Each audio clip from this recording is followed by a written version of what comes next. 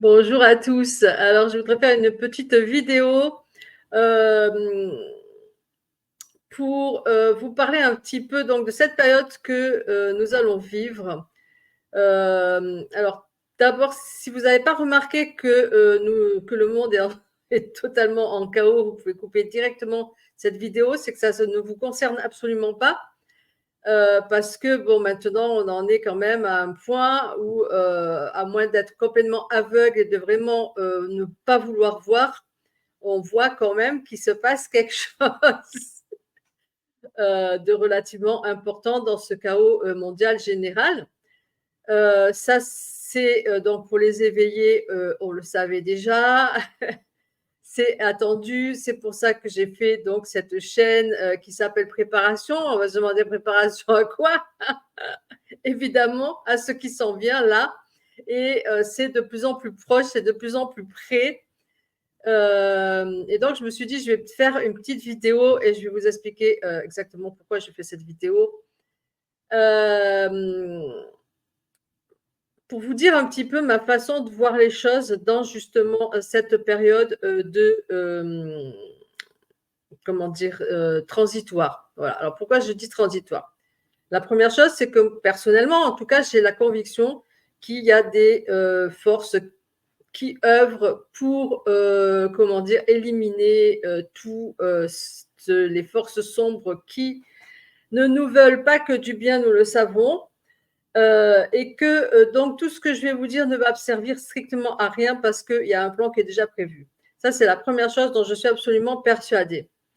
Cependant, comme tout plan, on n'est jamais à l'abri d'un retard, on n'est jamais à l'abri d'un imprévu. Et ensuite, il y a aussi autre chose, c'est le côté psychologique, c'est-à-dire que sommes-nous réellement prêts à ce qui s'en vient, en fait. On a tous l'impression, quand on est éveillé, qu'on s'y préparait, etc., qu'on est prêt, effectivement, mais psychologiquement, est-ce qu'on l'est vraiment? C'est ça, en fait, c'est pas le fait de se préparer, parce que je crois que il y a des gens qui se préparent, mais est-ce qu'ils sont prêts psychologiquement, en fait? C'est ça l'histoire. Euh, je pense qu'on n'a pas réellement une idée de ce que peut être l'effondrement tel qu'il va être, et non pas tel qu'on l'imagine déjà. C'est une chose. Euh, et personne n'a réellement idée de ce qui va se passer, je pense, dans ce monde en réalité, en dehors de ceux qui éventuellement sont, comment dire, sont dans les confidences du plan qui est là pour sauver, enfin aider l'humanité à se sortir de cette ornière. Et c'est pour ça que j'appelle ça une période transitoire. Voilà. Donc personne n'est réellement prêt à cette période transitoire. Et je pense que la meilleure façon de s'y préparer, c'est déjà psychologiquement avoir une préparation en fait. C'est ça en fait l'histoire. Parce que moi, je vous le dis, encore une fois, c'est que par rapport à ma façon de voir les choses, à ma façon de ressentir les choses, qui est quand même, je pense, assez réfléchie. C'est que j'ai remarqué, moi, je me suis préparée, donc maintenant, je ne sais plus combien de temps ça fait qu'elle est cette chaîne-là, parce que je ne mets pas beaucoup de choses dessus, mais j'avais donc déjà commencé bien avant de faire cette chaîne à me préparer. Et donc, ça fait déjà maintenant plusieurs années que je peux dire que je suis complètement prête. Et, euh, et en fait, qu'est-ce que ça a fait psychologiquement sur moi? Ça a eu en fait l'effet de me soulager littéralement. C'est-à-dire qu'à partir du moment où j'ai décidé, et c'est ça en fait, c'est le piège, c'est de tomber dans le survivalisme, j'ai envie de dire pur et dur, et de ne pas arrêter de tout le temps être à la recherche de nouveaux trucs en fait. Et puis, au final, ne vivre que pour ça quelque part et s'empêcher de vivre tout ça. Moi, entre-temps, j'ai écrit un livre, j'ai créé une entreprise, voilà. Et je vis ma vie tout simplement. Et voilà, et ça m'a soulagée parce qu'à un moment, j'ai dit, OK, là, je suis prête, c'est bon, stop, j'arrête. J'arrête, j'ai tout ce qu'il me faut, j'arrête. Voilà. Et je suis passée à autre chose. Mais je suis passée à autre chose, l'esprit libre, sachant que ce qui va se passer, mais ça ne m'atteint plus quelque part puisque effectivement, je me sens libérée de ce poids, me dire qu'est-ce qui va m'advenir. Alors, honnêtement, j'avais mis un stock qui me permettait de tenir au moins 1 an. Ce stock a diminué, mais je l'ai fait sciemment en fait. Je l'ai fait sciemment parce que je suis relativement confiante, pardon, de plus en plus qu'il y a un plan et que nous sommes dans une période donc comme je dis, transitoire. Et je me suis dit, mais finalement, à quel moment ça te sert en fait d'avoir cette préparation? À quel moment ça te sert? Et en fait, ça te sert là, là à ce moment où justement il y a cette inflation, où moi je ne gagne pas forcément plus et où ben, effectivement j'ai pas envie de me restreindre. Pourquoi? Parce que encore une fois, psychologiquement, si tu rentres dans ce jeu de peur de manquer, d'inflation, de te restreindre, etc., ça joue sur ton moral et donc tu n'es pas forcément prêt ensuite à affronter le reste. Donc moi, je me suis dit, les meilleures chances pour que je puisse affronter les choses le plus sereinement possible, c'est de continuer ma vie le plus sereinement possible. Voilà, donc j'ai un petit peu puisé dans le stock, mais encore une fois, je l'ai fait de façon complètement consciente, en sachant parfaitement ce que je faisais, c'est-à-dire que j'ai encore un stock qui est suffisant. Alors justement, c'est là où je vais en venir. C'est que quel est le stock suffisant? Alors, à mon sens, le stock suffisant dont on a réellement besoin, c'est avoir 1 mois ou 2 de nourriture. Maintenant, mon stock psychologique, et c'est là en fait où elle est la différence, c'est de me dire comment est-ce qu'ils faisaient avant les paysans, comment est-ce qu'ils faisaient. Eh ben, c'est simple en fait, c'est très très simple à calculer. C'est que il fallait qu'ils tiennent d'une récolte sur l'autre. Voilà, tout simplement. Voilà, je vois que j'ai une. Voilà, elle est là. C'est toujours inversé sur la caméra. Je cherchais, je voyais cette mèche, elle me tombait sur les yeux. Voilà, donc je disais qu'avant, les paysans, ils étaient obligés de tenir d'une récolte sur l'autre. Et je trouve qu'en fait, finalement, bah, c'est un bon point de repère, finalement, parce que si vous réfléchissez bien, qu'est-ce qu'il vous faut finalement? À partir du moment où vous avez, alors évidemment, il faut avoir de quoi cultiver. En même temps, ça va être très très difficile, on ne va pas se mentir, pour les gens qui ne peuvent pas arriver à trouver un bout de terrain, même squatté, je veux dire, hein, n'importe où en fait, pour cultiver. Je ne vois pas comment est-ce qu'on peut tenir. Je veux dire, on ne peut pas faire un stock pour des années ou des mois ou des. Enfin, vous voyez ce que je veux dire. Des mois, oui, encore, mais voilà.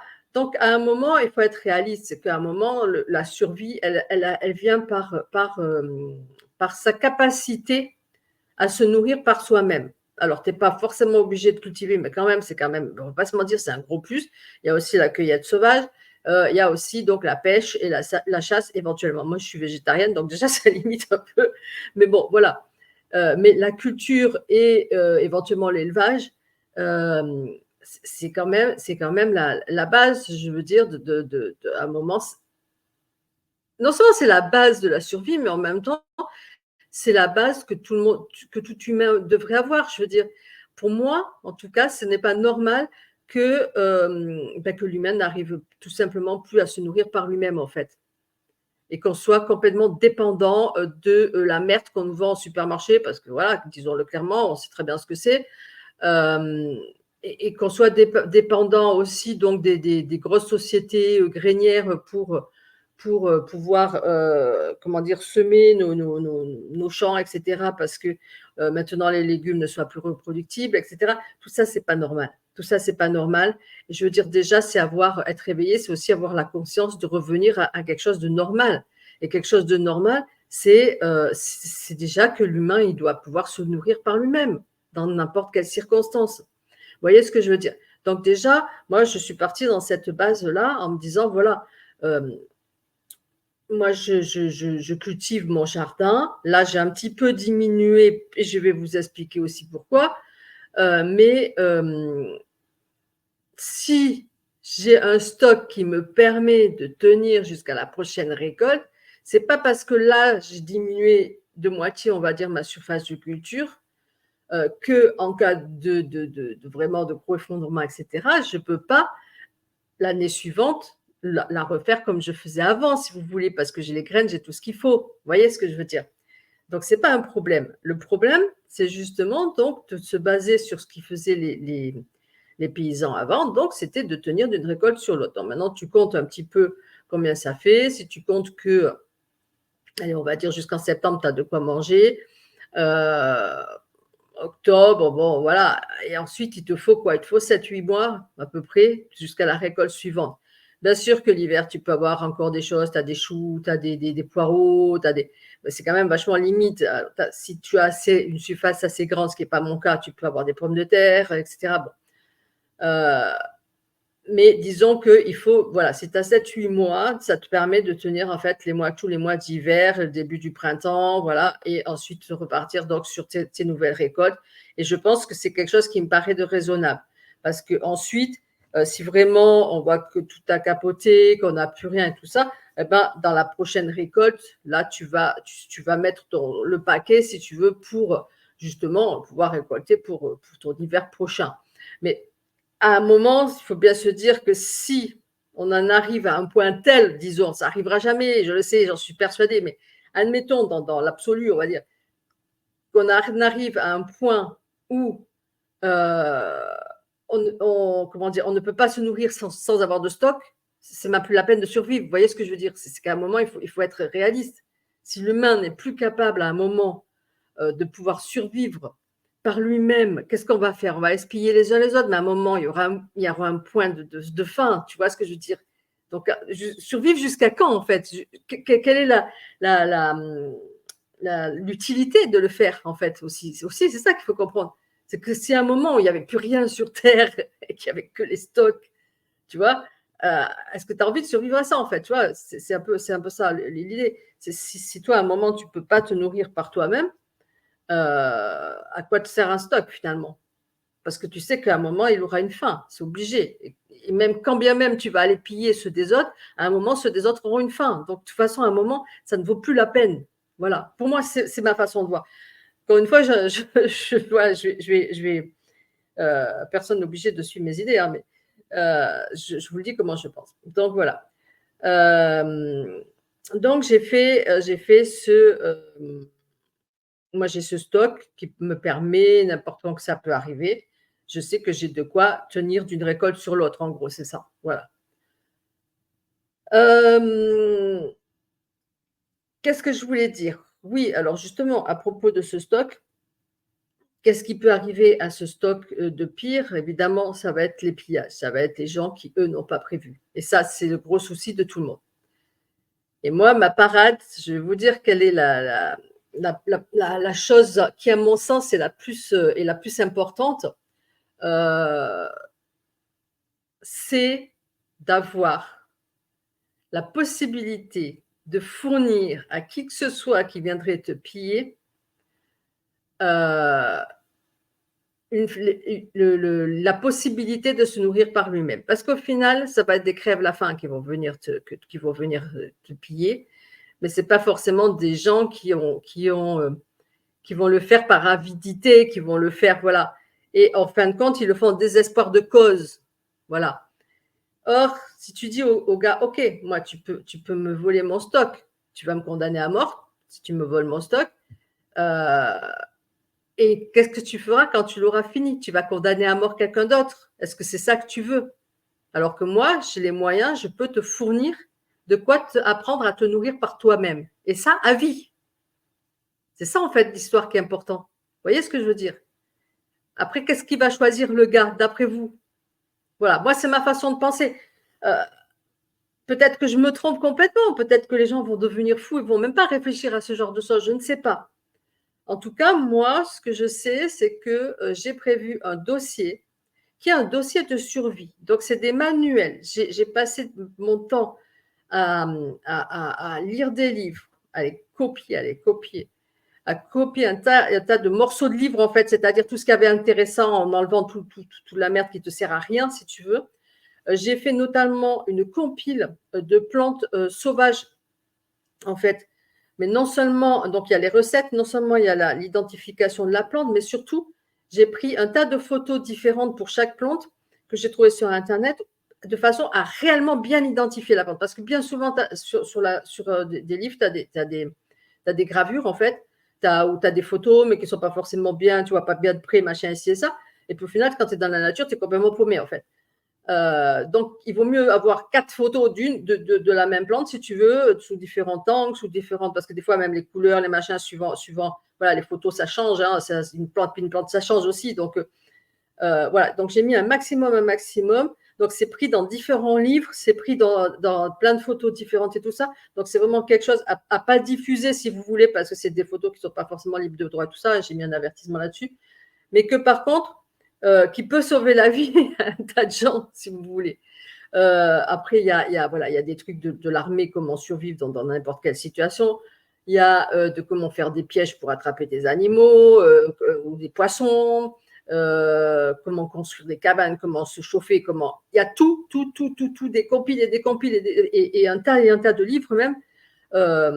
Ou encore une fois, des fois, vous allez voir qu'il y a dans un livre, on a l'impression qu'il manque des pages, mais en fait, c'était juste des trucs qui servaient à rien. Voilà, j'ai vraiment compilé un maximum pour avoir vraiment, il y a absolument tout. J'ai un dossier complet là-dessus. Ce dossier-là, je vais vous mettre le lien. Il est sur un drive, sur un cloud, et je vais vous mettre le lien en dessous de cette vidéo. Parce que ce dossier-là, c'est votre survie réelle.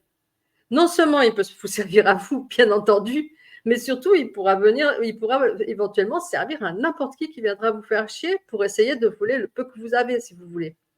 Parce que vous lui donnez la façon de se nourrir. Alors après, évidemment, c'est une question d'électricité, parce que c'est des fichiers PDF. Et c'est en admettant que, moi j'ai effectivement, si éventuellement quelqu'un doit pour charger son portable, charger son téléphone ou sa tablette pour pouvoir lire les fichiers, je peux lui charger parce que j'ai un panneau solaire qui permet effectivement de pouvoir, j'ai des batteries, même je peux lui passer une batterie, il n'y a pas de souci. Voilà, j'ai des batteries que je peux charger au panneau solaire, lui passer une batterie où il peut lire les livres autant qu'il veut, etc. Voilà, ça aussi, il faut y penser. Il faut y penser, mais vous pouvez tout aussi bien les imprimer. Ça, après, c'est libre à vous de voir comment vous débrouillez. Voilà. Moi, tout ce que je fais, c'est je vous partage ça parce que je pense que c'est une des clés de la survie. C'est-à-dire, ne comptez pas sur un stock. Le stock, il doit être même au minimum. Ce n'est pas le problème. Le problème, ta survie, elle dépend de ta capacité et à te nourrir par toi-même, en fait, et de deux, à apprendre aux autres à se nourrir par eux-mêmes. Ta survie et notre survie dans la communauté, elle dépendra de la capacité à se nourrir par soi-même, de la communauté en elle-même. Donc, si déjà tu apprends ça dans ton village, dans ton quartier, voilà, aux gens, tu leur donnes ce dossier que par eux-mêmes, ils commencent à apprendre à se nourrir par eux-mêmes, c'est comme ça qu'on recrée déjà un système, en fait, qu'on recrée quelque chose. Mais compter que sur un stock pour se nourrir, c'est complètement débile, parce qu'à un moment, un stock, il a une fin. Maintenant, encore une fois, j'en suis persuadée que tout ça ne servira à rien, qu'on va être dans une phase de transitoire qui va durer 1 mois, 2 mois, les grands maximum, et que tout va aller bien. Mais encore une fois, psychologiquement, personnellement, moi, je suis beaucoup plus tranquille en ayant tout ça avec moi. Là, je dors sur mes 2 oreilles, si vous voulez. Tout ce qui se passe, j'en ai rien à faire. Maintenant, libre à vous d'en prendre compte ou pas, c'est plus mon problème. Vous voyez? Sur ce, je vous mettrai le lien donc en dessous et je vous souhaite la meilleure chose qui puisse arriver. C'est une transition très, très courte. Allez, salut!